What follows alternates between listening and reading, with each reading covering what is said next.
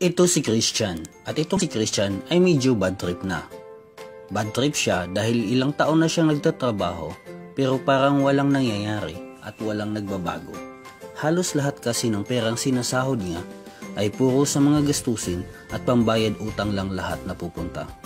Tumaas na lahat ng presyo ng bilihin, ang sahod niya ganun pa din. Unti-unti niyang nare-realize na wala man lang siya naiipon para sa pagtanda niya at para sa mga pangarap niya.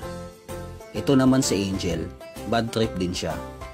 Bad trip siya dahil isa siyang OFW at gustong-gusto na niyang makauwi sa Pinas para makita at makasama ang pamilya niya, pero wala siyang choice kung hindi mag-i-stay sa ibang bansa at malayo sa pamilya niya dahil kailangan niyang kumayod.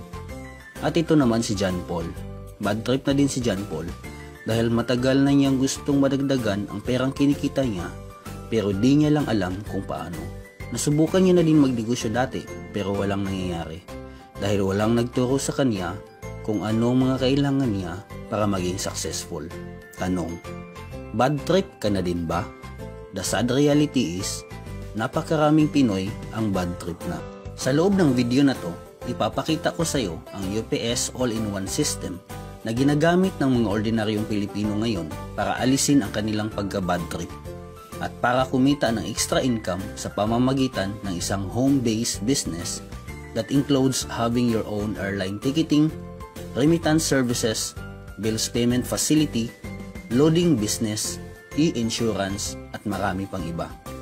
This can be operated via mobile app or in your computer or laptop.